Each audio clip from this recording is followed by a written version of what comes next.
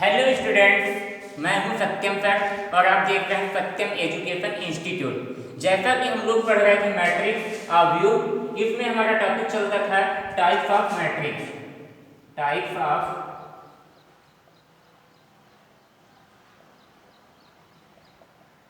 Matrix, इसमें 8 point हो गए थे। 9th देखिए क्या है, यूनिट और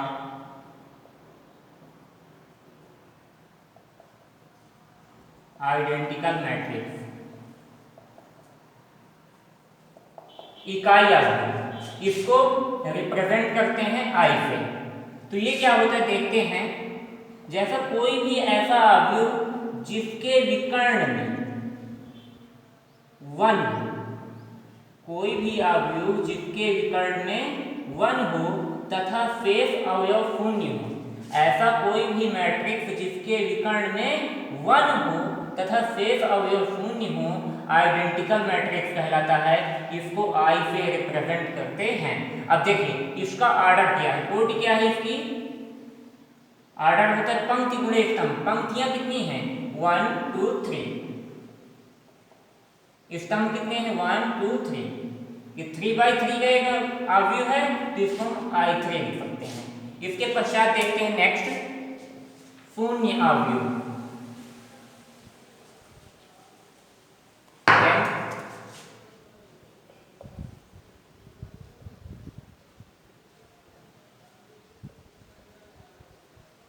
शून्य आव्यूह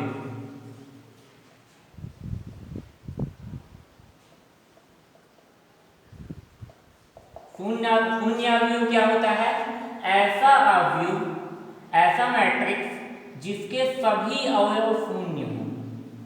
ऐसा मैट्रिक्स जिसके सभी अवयव क्या हो 0 हो, कैसा आव्यूह कहलाता है, शून्य आव्यूह कहलाता है। नेक्स्ट देखते हैं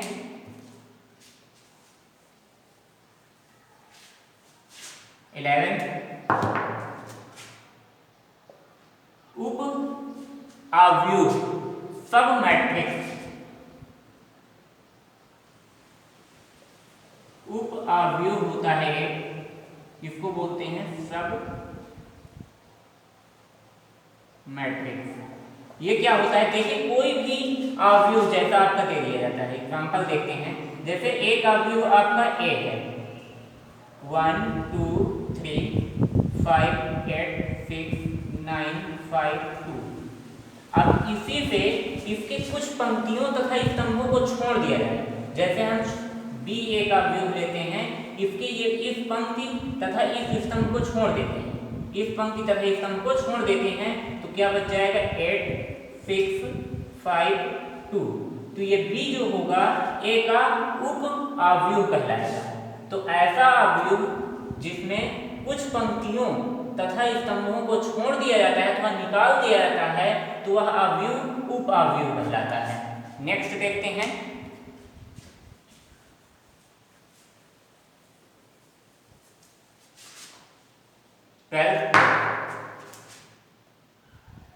अब ये लास्ट के दो जो बचे हैं बहुत ही इंपॉर्टेंट है और ये एनडीए में पूछा भी जा चुका है। क्या है, अपर ट्रायंगुलर मैट्रिक्स।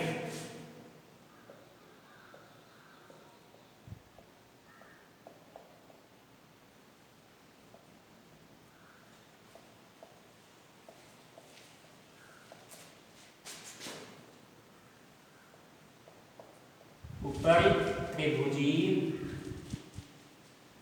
आव्यूह। ये क्या होता है, ऐसा आव्यूह। एग्जांपल देखते हैं, ऐसा अपर ट्रायंगुलर मैट्रिक्स। ये क्या होता है, ऐसा आव्यूह। देखिए जैसे लेते हैं 3 0 5 2 0 0 7। तो ऐसा आव्यूह जिसके मुख्य विकर्ण से, ऐसा आव्यूह जिसके मुख्य विकर्ण के ऊपर के सारे अवयव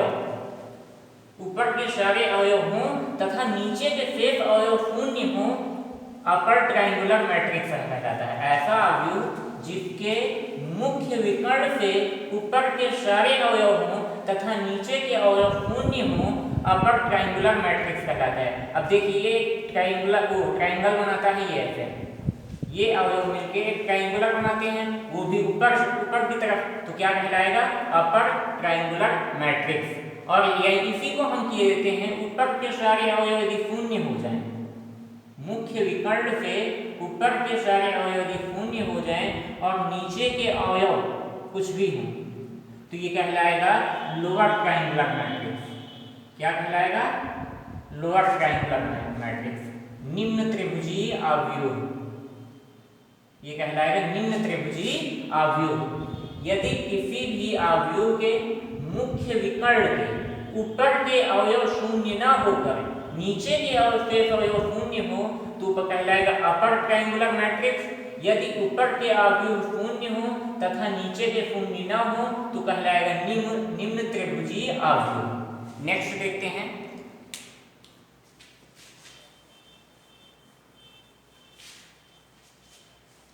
अब देखते हैं दो आव्यूहों में समानता। दो आव्यूहों में समानता।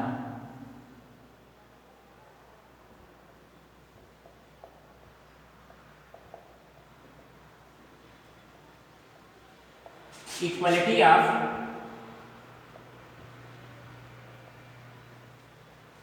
Two matrix.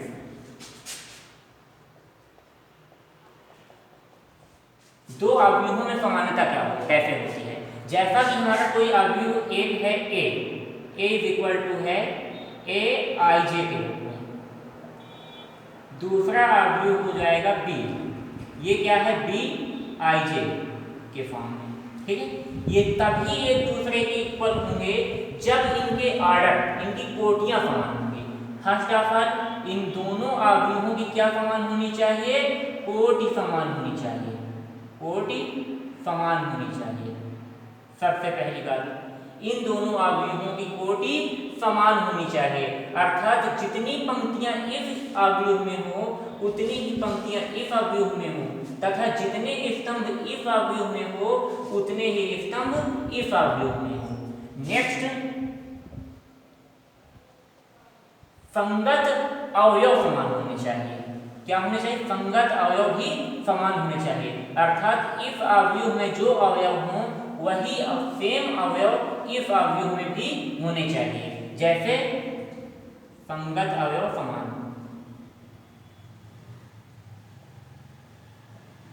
जैसे एग्जांपल लेते हैं, एक हमारा ए आव्यूह हो गया 2 1 5 3, दूसरा अवयव हो गया बी 8/6/3 3/3 15/3 9/3। तो देखते क्या है, यदि हम इसको काटेंगे 3 2 जा 6, 3 1 जा 3, 3 5 जा 15, 3 3 जा 9, तो सेम यही अवयव प्राप्त हो जाएगा। तो इसे हम कह सकते हैं A is equal to B, अर्थात आव्यूह ए आव्यूह बी के इक्वल है। बट लेकिन आ जाए ऐसा कि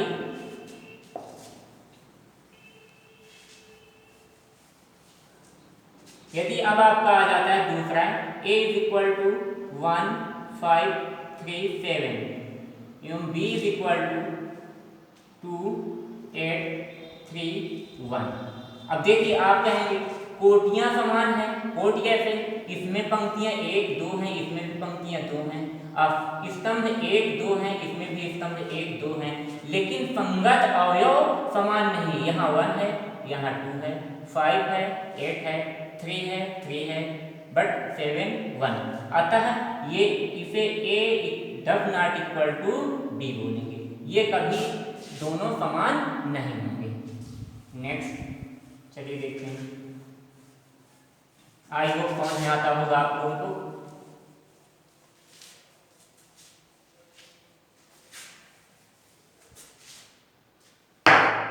तो देखिए अब हम बात करते हैं आव्यूहों के योग की।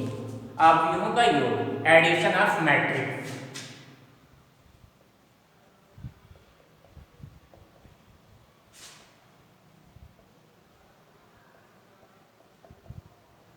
एडिशन ऑफ मैट्रिक्स, अवयवों का योग होता कैसे है इसका केवल एग्जांपल मैं दूंगा और आपकी समझ में आ जाएगा।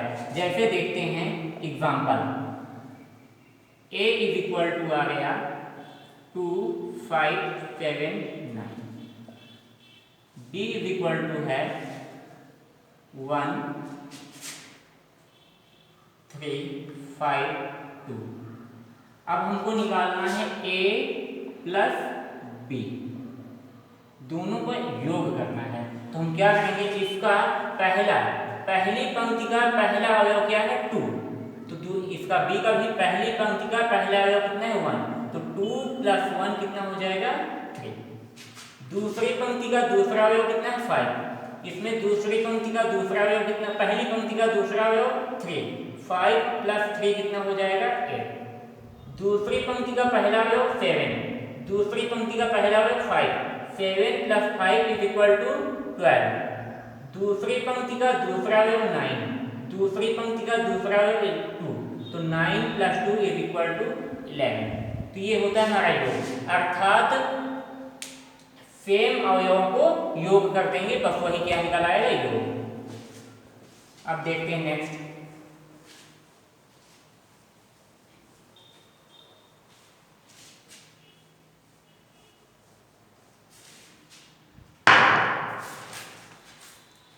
अब आप लोगों को पढ़ाने जाता हूं अवयवों का ऋण अवयव, अवयवों का ऋण अवयव, निगेटिव ऑफ ए मैट्रिक्स,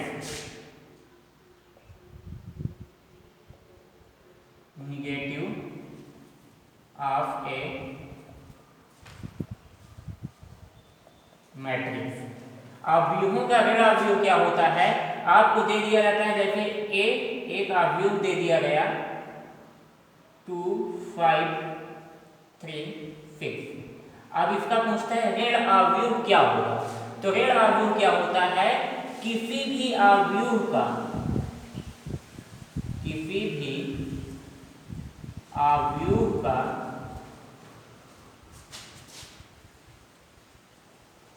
योज्य प्रतिलोम, योज्य प्रतिलोम एडिटिव इनवर्स ही उसका ऋण अवयव होता है।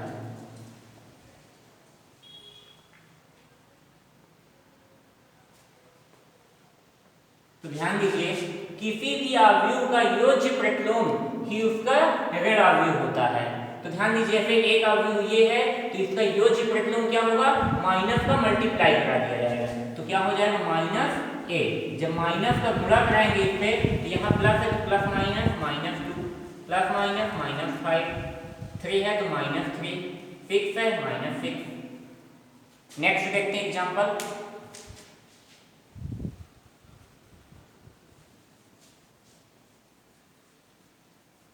जैसे आ जाता है 2 0 -5 7। तो अब इसका हमको क्या निकालना है, निगेटिव मैट्रिक्स निकालना है या ऋण अवयव निकालना है। तो क्या हो जाएगा माइनस से कैसे होगा, प्लस है माइनस का मल्टीप्लाई माइनस का 2, शून्य है शून्य रहेगा। अब यहाँ माइनस है, माइनस का मल्टीप्लाई तो माइनस माइनस प्लस हो जाएगा 5, यहाँ प्लस है प्लस माइनस -7। ये हो गया ऋण अवयव। आई होप समझ में आ गया होगा।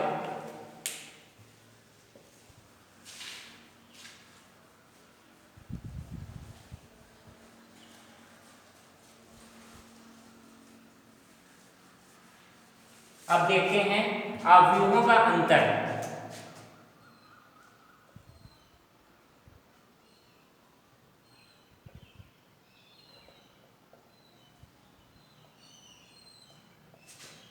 सब्सट्रैक्शन ऑफ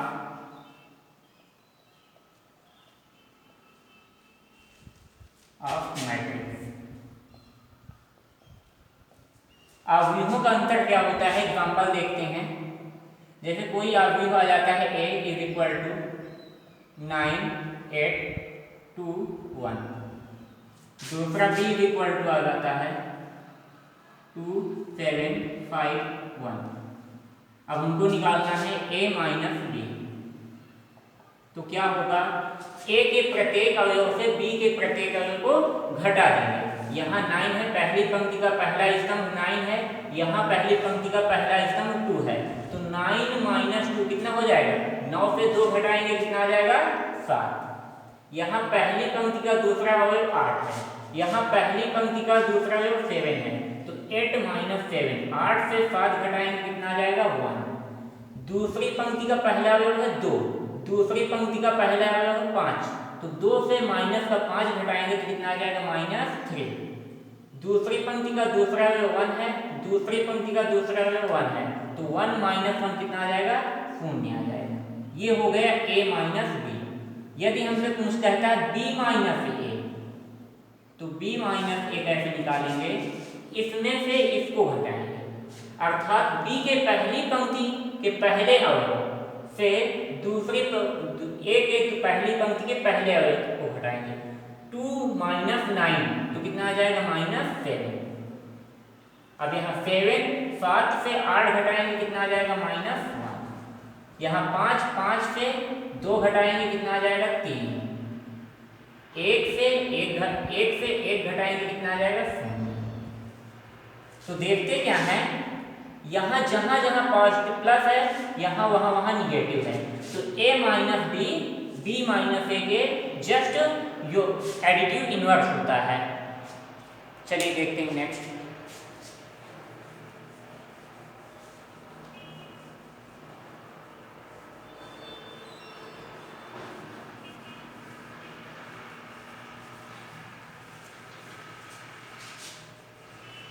अभी मैं आप लोगों को पढ़ाया था इक्वालिटी ऑफ टू मैट्रिक्स।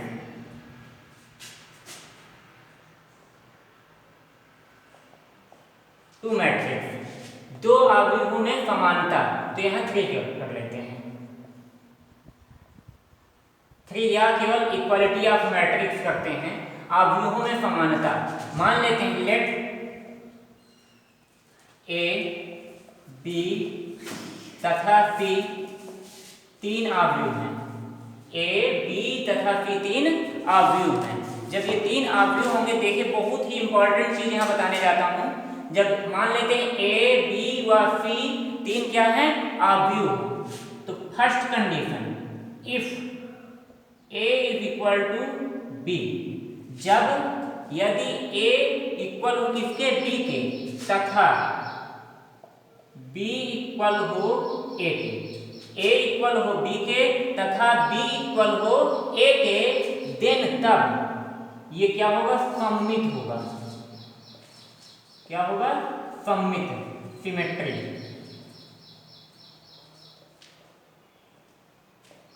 ठीक है। कब? मान लेते हैं ए, बी व सी 3 आव्यूह हैं, ए इक्वल है बी के तथा बी इक्वल है ए के, देन ये क्या होगा? सममित होगा।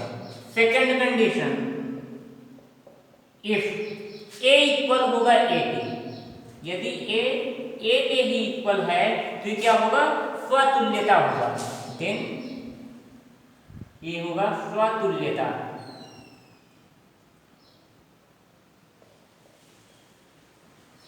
रिफ्लेक्सिविटी।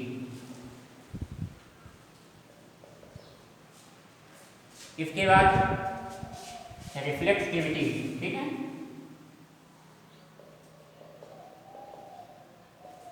नेक्स्ट थर्ड कंडीशन क्या है?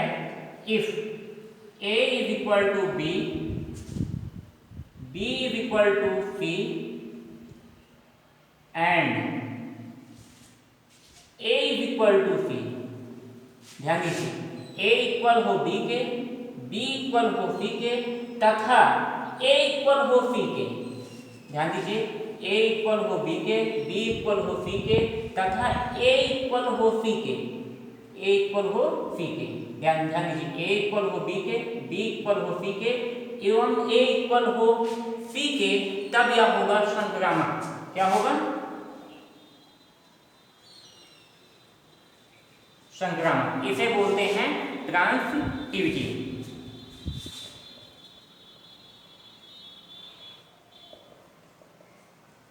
ये तीनों बहुत ही इंपॉर्टेंट हैं। फिर से ध्यान दीजिए, मान लेते हैं ए बी व सी तीन अवयव हैं। यदि ए इक्वल है बी के तथा बी इक्वल है सी ए के, तब ये दोनों क्या होंगे, सममित होंगे। यदि ए इक्वल है ए के, तब यह स्वतुल्यता प्रदर्शित करेगा। यदि ए इक्वल है बी के, बी इक्वल है सी के,